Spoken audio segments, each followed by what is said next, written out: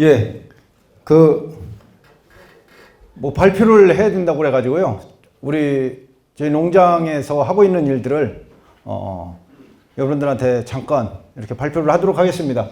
뭐, 제목은 뭐, 양돈 100년의 꿈이라고 했는데, 이거는 사실은 저도 2세거든요. 저희 아버님이 하시던 거를, 돼지 600두를 물려받아가지고, 지금 현재, 12,000두 규모로 이렇게, 키웠고요. 그리고, 제 아들이 지금 연암대 산업전공 2학년에 다니고 있습니다. 그러면서 산업전공은 금투과정이거든요. 그래서 월요일부터 목요일까지는 농장에서 일을 하고, 그리고 금요일, 토요일은 학교에 가서 공부를 하고 이렇게 하고 있고, 그렇기 때문에 제가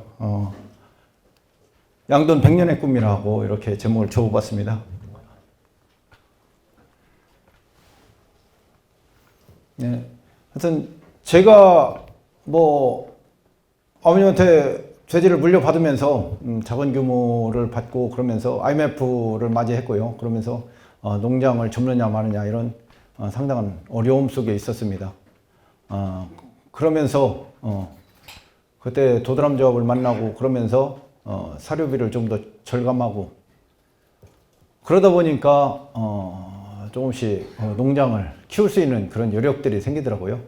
그래서 농장을 조금 더 전에보다는 조금 더 키우면서 이렇게 왔습니다만, 지금 와서는 이 정도면 하면 되지 않을까라고 생각을 하고, 그리고 또 농장을 지금 이제 앞으로 보시겠지만 농장을 2017년도에 이제 완공을 했습니다만, 더 이상 공사는 그만해야 되겠다라고 생각을 했는데 그게 아니더라고요. 공사는 계속해서 매년 한 건씩 공사는 하게 되더라고요. 예, 여기가 임신사 자리고 여기 분만사인데요. 이게 17년도까지 여기에서 본장 농장 운영을 하다가 농장을 17년도에 새로 짓고 농장을 이전을 했습니다. 여기는 2003년도에 비육장을 요까지 매입을 해서 요 동하고 요 동은 이제 제가 매입을 한 뒤에 신축을 했고, 그리고 요거는 17년도에 같이 지은 2층 자둔사가 되겠습니다. 그리고 지금 현재 요 밑에다가 지금 어제 1500톤 저장조를 하는데, 어제 250누베 레미콘을 탓을 하고 왔습니다. 네, 이게 17년도에 농장을 새로 지은 거고요. 이후에 후보사하고 분만사, 임신사, 비육사입니다. 그리고 여기도 이제 자둔사관도 있고, 여기엔 저장조 3,000톤짜리가 있는데, 지금 요즘 팔대방역 시설 때문에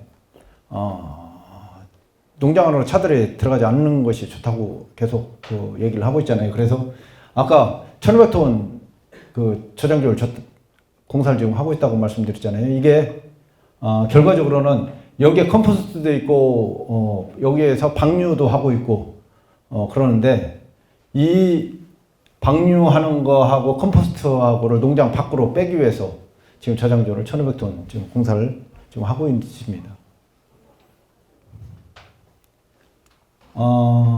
이거는 제가 2021년도, 그러니까 2020년도에 뭐 수익을 거의 여기에다가 다 넣고 투자를 했다라고 생각을 합니다. 숙소하고, 직원들 숙소하고, 사무실을 하고, 이렇게 지어서, 이거는 농장을 위한, 또 직원들을 위한 그런 투자라고 생각을 하고, 약 한 10억 정도 들여서 새롭게 기숙사하고 사무실을 지었습니다. 지금 성적을 앞에서 계셨던 강사님들께서 전부 다 이제 성적을 올리기 위한 그런 방법들을 말씀을 많이 하셔서, 뭐 저희는 뭐 썩 그렇게 성적이 좋은 편은 아닙니다. 성적이 좋은 편은 아닌데, 성적을 올리기 위한 방법이 뭐가 있을까? 저희 같은 경우는 솔직히 번식 성적은 썩 그렇게 좋은 편은 아닙니다. 그래서 번식 성적을 올리는 그런 성적을 올리기 위한 그런 방법도 있을 거고, 아니면 이후 육성률을 높여서 폐사율을 줄이면서 성적 올리는 그런 방법도 있지 않을까. 그래서 저희 같은 경우는, 저희 농장 같은 경우는 후자인 이유 육성률을 높이면서 성적을 그래도 좋지는 않지만 이 정도로 만들어가는 그런 농장이 아닌가 그런 생각을 합니다. 21년도에 PSI가 26도였고요. MSI 25.3도입니다. 이후 육성률은 그래도 괜찮지 않습니까? 뭐 자랑할 거는 뭐 성적이 좋은 건 아닌데 이후 육성률은 자랑하고 싶습니다.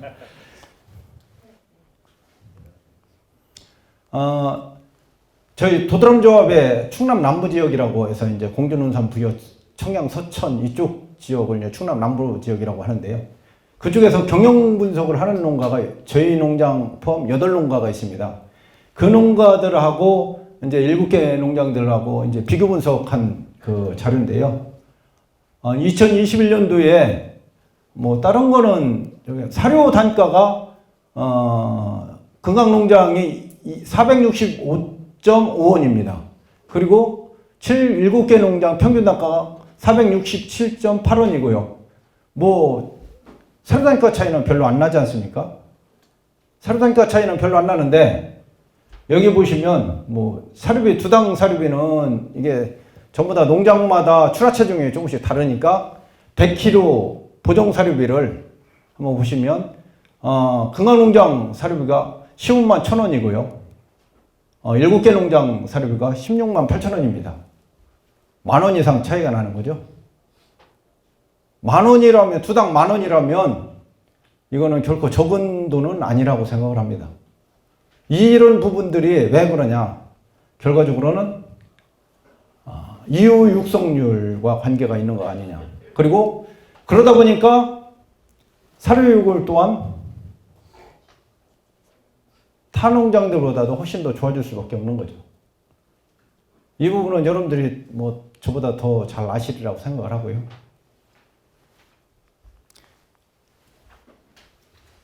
그 이후 육성률을 높이기 위한 저희가 하고 있는 방법은 첫째는 저 같은 경우는 늘 제가 이제 강의를 하고 말씀을 드릴 때는 돼지를 통로에서만 쳐다보는 게 아니라 돈방 안에 들어가서 돼지들을 바라보면서 돼지들과 스킨십을 해라 라고 얘기를 하거든요. 그리고 또 들어갈 때는 저희 직원들은 아침에 관리하러 들어갈 때는요 항상 낙하하고 주사기하고 약병을 항상 차고 들어갑니다. 들어가 돈방을 한 바퀴 의무적으로 한 바퀴 다 돌아요. 돈방마다.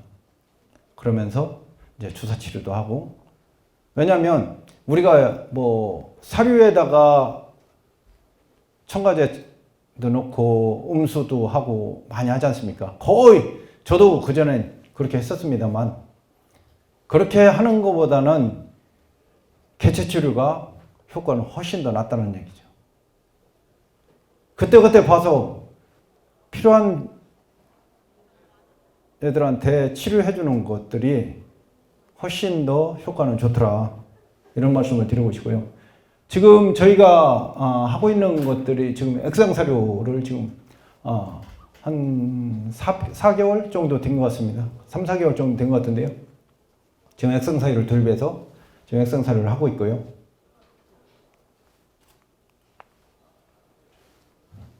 또 여기가 이제 발효기입니다. 미생물 발효기인데 이 미생물 발효기는 여기에 이제 뭐 부영제를 쌀겨나 아니면 저희 같은 경우는 쌀겨를 구입하기가 조금은 그래서 여기엔 사료 중에 도드람조합사는 테크노 사료라고 있으면 제일 싼 사료죠. 제일 싼 사료, 가격이 제일 싼 사료를 요게 3톤짜리 발효기고요. 요게 1.5톤짜리 발효기입니다. 요 3톤짜리에다가 제일 싼 사료 1.5톤 넣고요. 그리고 제가 우유 부산물 가지고 요구르트를 만들어서 돼지를 먹이고 있습니다. 그래서 그 요구르트를 한 300리터 정도 넣고요. 그리고 기술센터에서 요즘 EM균하고 바실러스균을 무성으로 주고 있어요. 그래서 그거를 한 10리터씩 넣고 그렇게 해서 발효를 시킵니다. 발효를 시키고 한 3일 정도 지나면 얘가 사료가 이제 수분 함량이 한 40% 이하로, 30, 40% 이하로 많이 떨어지죠. 그 사료하고 거의 수말량이 비슷하게 올라가면 톤백에다 담아서 사료차가 오면 사료차 위에다 이렇게 호이스트로 들어가지고 올려주고 있습니다. 그렇게 해서 얘들한테 주는 게 그 톤당 2%에서 많게는 5%까지 줍니다. 우리가 일반적으로 미생물제를 구입해서 사료에 첨가하려면 0.1% 내지 0.2%밖에 첨가를 못 하잖아요. 이유는 결과적으로는 돈과 연결이 되니까 너무 금액이 비싸다 보니까 못하는 그런 부분이거든요. 근데 저희 같은 경우는 저희가 직접 만들어서 먹이다 보니까 뭐 몇십 배를 더 넣어서 할 수가 있죠. 이렇게 넣어서 미생물 많이 넣어서 전 돈군이 포유자돈부터 뭐 비육돈, 임신모돈, 포유모돈까지 전부 다 이 발효 미생물제를 같이 먹고 있습니다. 미생물제가 좋은 건 아는데, 야, 이게 어디에 좋은지 효과가 나오는 건지 안 나오는 건지 잘 모르겠어라고 다들 말씀을 많이들 하십니다. 제가 미생물을 10년 이상 이렇게 먹이고 있거든요. 한 가지 예를 들어드리면, 저희가 돼지를 출하를 도드람 포크로, 이제 어차피 제가 도드람 줘보니까 도드람 포크로 출하를 합니다. 근데 저희 지역에 공주에 우성농협이라고 단일 농협이 있습니다. 단일 농협인데, 거기에 조합장님께서 도드람 포크를 취급을 해야 되겠다라고 말씀하셔서, 그러면서 거기에 노컬푸드가 있거든요. 노컬푸드가 있는데 한우도 소도 우성면이라는 데에 소가 12,000두를 먹입니다. 12,000두라고 그러면 뭐 별로 뭐 돼지 숫자하고 따졌을 때 저희 돼지 전체 총 사육두 수가 12,000두 정도 되거든요. 근데 서천군에요. 서천군의 전체의 한우 마리수가 12,000두입니다. 서천군 한 일개 군이 가지고 있는 한우 마리수를 일개 면에서 가지고 있는 거죠. 그러다 보니까 하나로마토 노컬푸드에 한우도 우성면께 들어가고요. 그러면서 돼지도 우성면에서 나온 돼지를 받을 수 없겠냐. 그래서 조합 측에 얘기를 해서 저희가 출하한 돼지만 골라가지고 우성농협에 들어갑니다. 그 돼지가 들어가기 전에 돼지만 한 달에 4천만 원 정도 매출을 올렸었어요. 근데 저희 돼지가 들어가면서 한 달에 1억이 넘게 매출을 올립니다.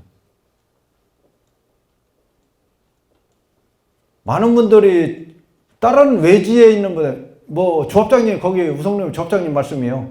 대전에 있는 분도 와서 돼지고기를 사가더라. 이런 말씀을 하시더라고요. 그래서 저는요, 제가 다른 거는 다 똑같이, 다른 조합들은 똑같이 하는데,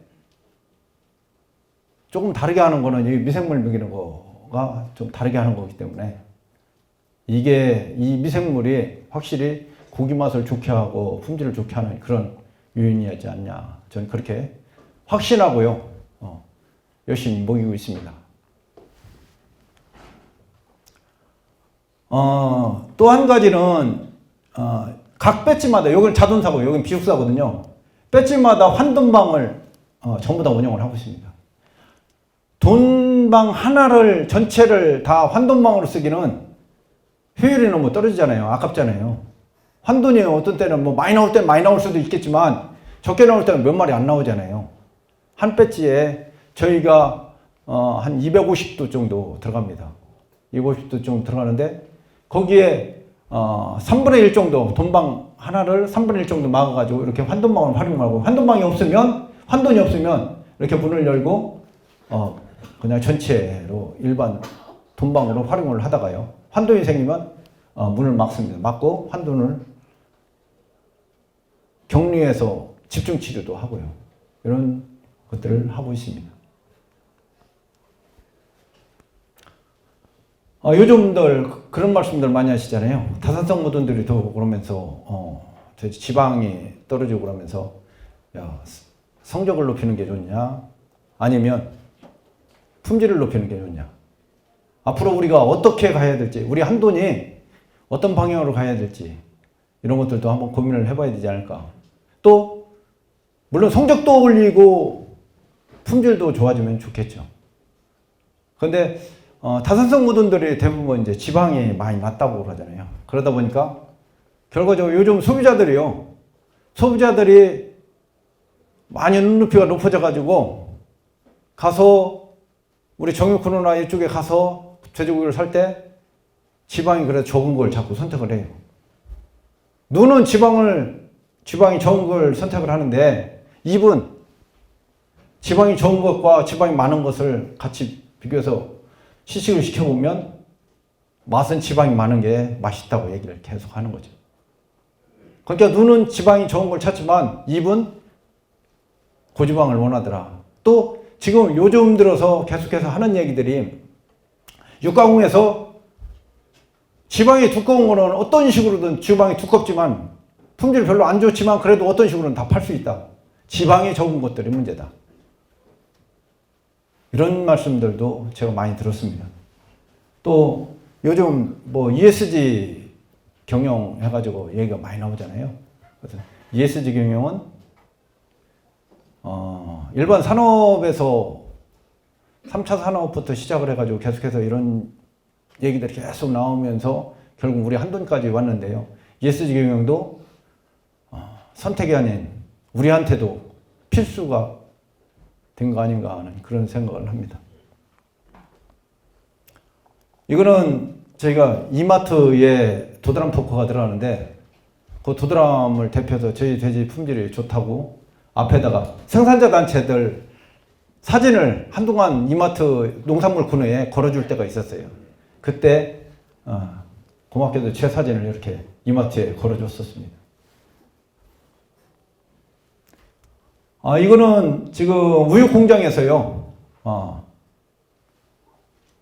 우유 제품, 유제품을 음료수가 됐던 우유가 됐던 이런 아이스크림이 됐던 이런 것들 만들고 남는 것들을 여기 탱크에다가 모아주면 제가 요게 이제 5톤차에다 실은 탱크거든요. 5톤차에 실어가지고 와가지고 여기 이쪽에 이렇게 넣고 발효를 시킵니다. 요구르트로 발효를 시켜가지고 돼지한테 먹이고 있고요. 지금 자동차 액상에 요구르트를 많이 먹는 애들은 40%까지 섞습니다. 그러니까 40%라는 얘기는 뭔 얘기냐면 물이 60이고요. 요구르트가 40이라는 얘기예요. 사료를 빼고 그렇게 일단은 물하고 사료하고 이렇게 같이 섞어가지고 주고 있습니다. 요구르트가 많을 때는 60%까지도 올렸었는데 요구르트가 이게 유제품이 나오는 게 어느 정도 한정이 되어 있기 때문에 또 많이 못 올리겠더라고요. 그래서 초기자돈 때는 2위에서 일주일용은 뭐 한 20% 정도 이렇게 주다가 조금씩 올려주고 있고요. 제가 요구르트를 한 지는 지금 한 5년 이상 된 것 같습니다. 제가 요구르트를 하게 된 것도 뭐 저희들이 포유자돈들을 설사를 많이 해가지고 포유자돈이 설사를 하는데 뭐 여러 가지 방법을 써도 설사가 잘 안 되더라고요. 설사를 한번 하고 넘어가야 되는, 설사를 안 하면 안 넘어가는 그런 과정을 오래전에 겪었습니다. 그러다 보니까 사람 장에 좋은 요구르트가 돼지한테 좋지 않을까라는 그런 생각을 하고 처음에 좀 여러 가지 방법을 시행착오를 겪으면서 그러면서 요구르트를 했고요.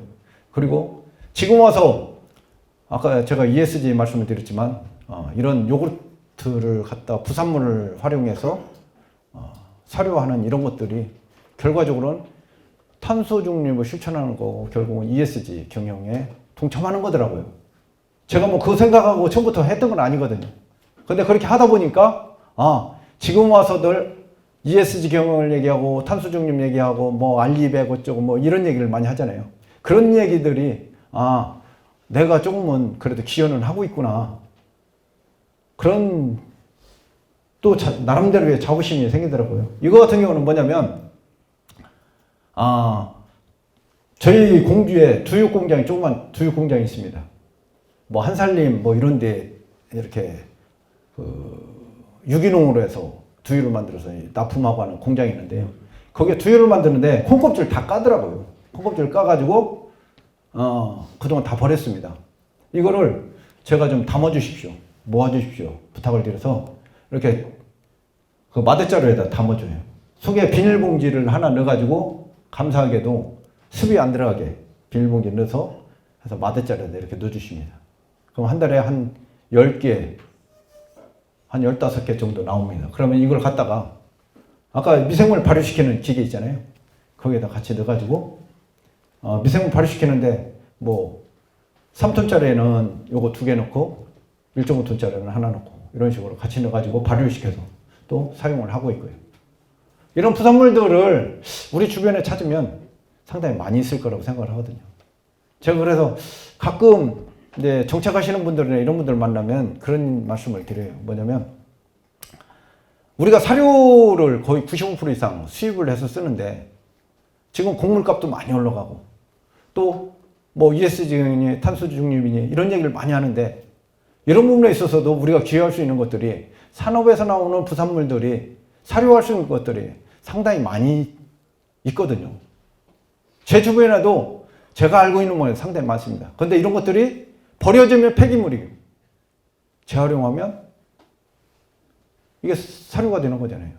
그래서 이걸 정부 차원에서 뭔가 좀 대책을 세우고 또 지자체별로라도 지자체에서 재활용할 수 있는 그런 산업들에서 나오는 것들을 지자체에서 터미널 형식으로 뭔가 좀 만들어서 한 군데에 모아가지고 뭐 1차 가공할 수 있는 걸 가공하고 아니면 농가들한테 직접 줄 수 있는 건 농가들이 직접 활용할 수 있는 건 농가들한테 주고 아니면 양이 많은 거는 1차 가공을 한다든지 해서 사료공장을 준다든지 뭐 이렇게 좀 재활용하는 이런 방법들도 있지 않을까 이런 말씀들을 좀 드리는데 아직까지 뭐 거기에 대해서 어떻게 하시는 분들은 없더라고요. 그리고 제가 가끔 이제 그 요구르트나 이런 것들에 대해서 이제 강의를 하게 되면 우리 지역에도 우유 공장이 있는데 나도 한번 해볼래 하고서 지자체에 찾아가서 이게요 이런 것들이 부산물들을 쓰는데요 그냥 갖다 쓰면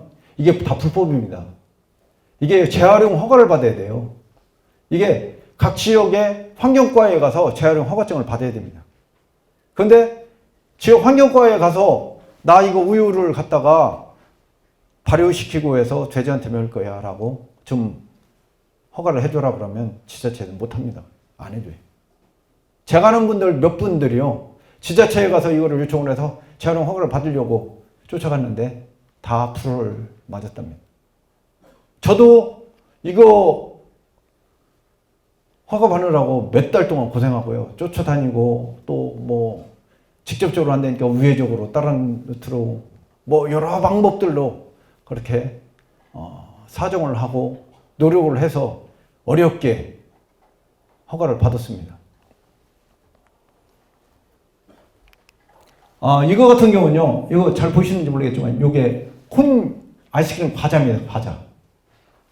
요 과자도요, 그 아이스크림 공장에서 과자가 이렇게 나오면서 이제 분량 나오는 것들 있잖아요. 이런 것들을 모아줍니다. 모아주면 이것도 갖다가, 분쇄를 합니다. 분쇄해서 요거요, 자돈사료, 입질사료나 이런 거에 같이 섞어주고, 그러면 너무 잘 먹습니다. 이거조차도요, 제가 요거르트 재활용 허가, 우유 재활용 허가를 받았잖아요. 요거 과자 밥 가져오는 거 요거 재활용 허가 받은 데다 하나만 더 얹으려고 하는데도 이것도 한 3개월 넘게 걸린 것 같아요. 허가 받는데. 된다, 안 된다, 뭐 갖고 와라, 서류 갖고 와라, 뭐 해라, 뭐 해가지고. 하여튼, 얼마 전에 이거 허가를 받았습니다. 그런데 이렇듯 이런 부산물들을 활용하는 것들이 요거 같은 경우는 이제 파인애플이고요. 파인애플 즙이 있습니다. 파인애플 공장에서 파인애플 아래 위 딱 잘라가지고 기계로다가 안에 알맹이만 싹 빼죠. 알맹이 빼고 옆에는 이제 과즙도 남고 껍질 있지 않습니까? 이거를 분쇄기에다가 분쇄를 시켜요. 분쇄를 시키면 분쇄시키면서 거기에서 수분이 나오죠. 물이. 그 물을 받은 게 이겁니다. 그리고 그 건더기는 사료에 소 키우시는 분들 TMR 쪽에 많이 들어갑니다. 그리고 그 파인애플이 육질에도 상당히 기여를 한다는 건 여러분들 잘 아시잖아요. 그래서 요거는 이게 요게 5톤 차에 있는 탱크인데 요게 8톤 시리즈입니다. 8톤. 한 달에 한 번 정도 이렇게 파인애플을 갖다가 먹이고 있고요. 그리고 요게는 커피입니다. 커피박.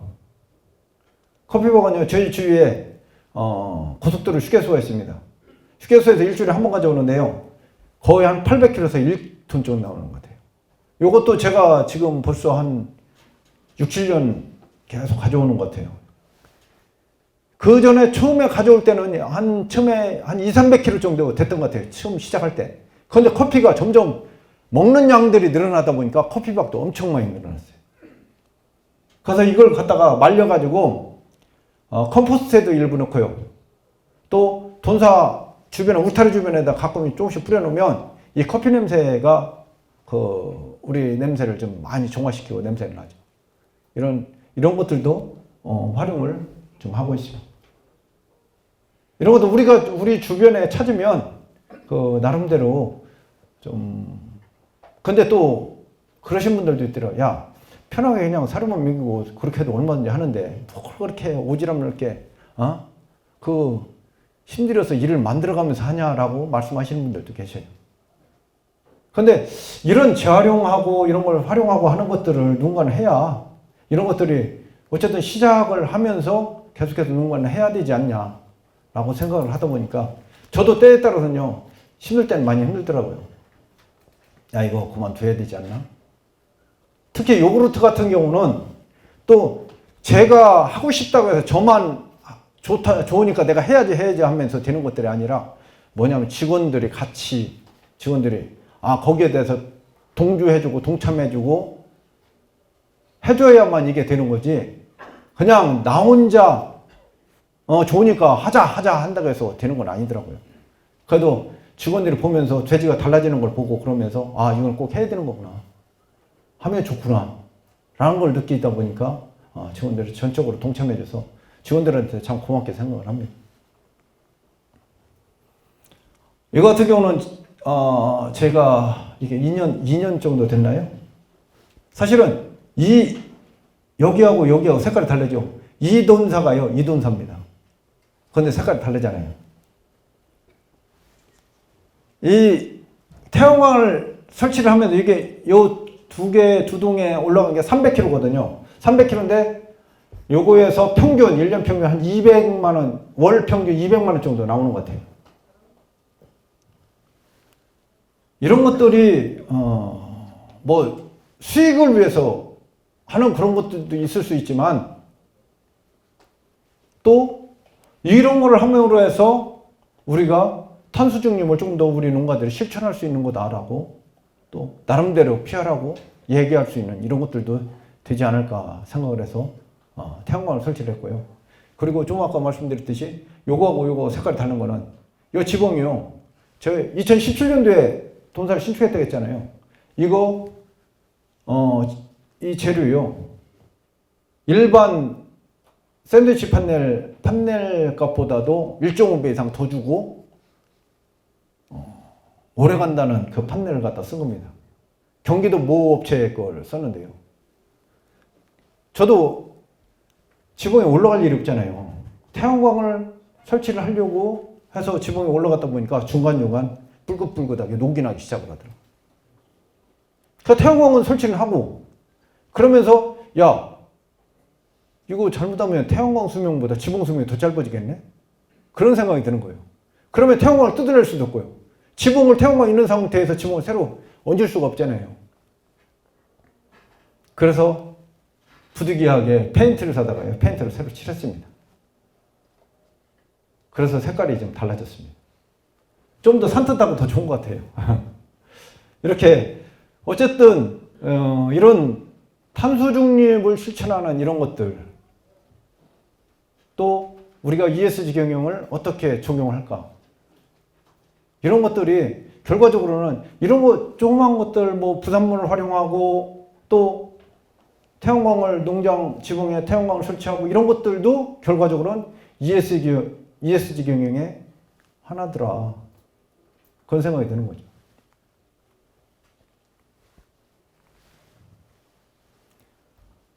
이거 제가 잘 자랑하는 것 같아서 이거 안 하고 싶었는데요.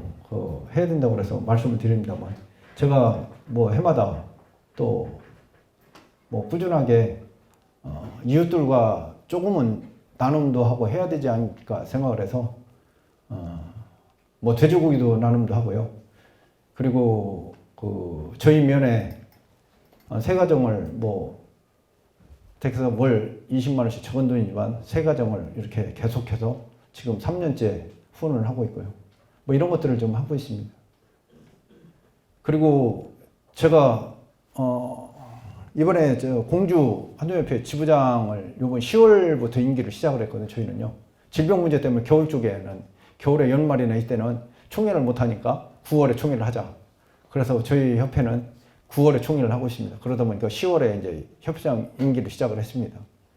그러면서 제가 이제 나름대로 이제 우리 임원님들하고 같이 상의하는 게 뭐냐면, 공주 지역에서 뭔가 우리가 조금 더 지원을 하더라도 좀 한돈협회 회원들이 이거는 한돈협회 회원들이 하는 거야라는 그런, 그래도 좀 뭔가 좀 표신하고 놈들한테, 다른 사람들한테 그래도 피할할 수 있는 이런 것들을 좀 한번 만들어 봅시다 해서 그런 것들을 좀 한번 찾고 있습니다.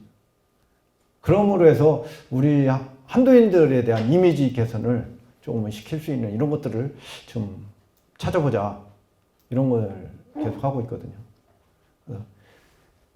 이런 부분을 통해서 우리가 조금 더 우리 한돈에 대한 이미지를 개선시키고 다른 사람, 한도인들이야, 비한도인들이 우리 한도인들을 바라봤을 때, 그래도 괜찮은 사람들이구나, 맨날 냄새만 풍기고 뭐 그러는 민원의 대상은 아니구나라는 그런 인식을 좀 만들어 갔으면 좋겠다는 그런 생각을 갖습니다.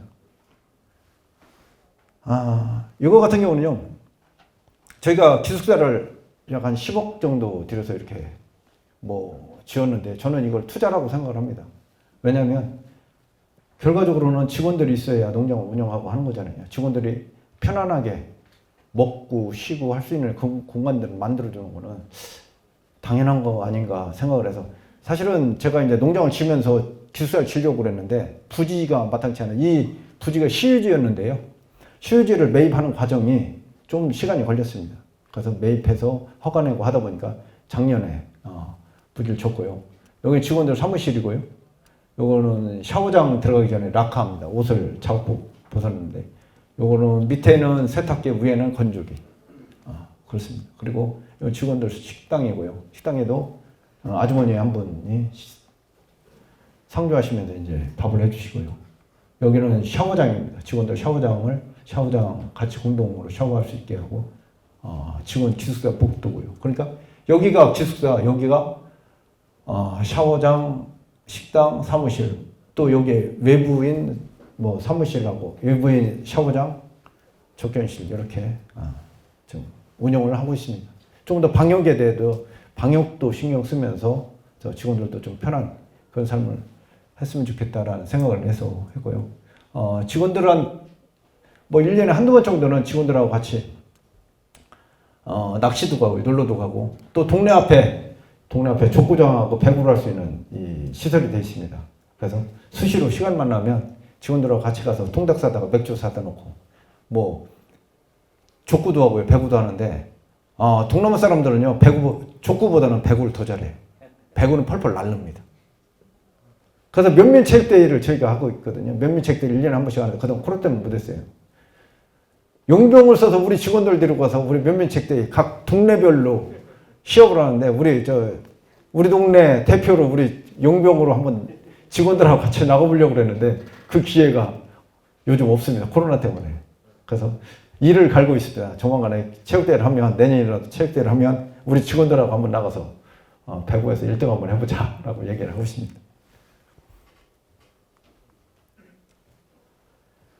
예, 마지막으로 저희 농장이 저희 아버님이시고요, 저희 아들입니다. 여기가 이제 임신사, 분만사 이쪽에 이렇게 뒤에 배경을 놓고 사진 찍었는데요. 아들이 맡으면, 아들이 꾸준하게 어느 정도 되면 우리 농장은 100년 이상의 역사를 갖는 그런 농장이 됩니다. 그래서 100년의 꿈을 향해서 열심히 아들과 함께 열심히 달려가고 있습니다. 지켜봐 주시고요. 많이 응원해 주시기 바랍니다. 고맙습니다.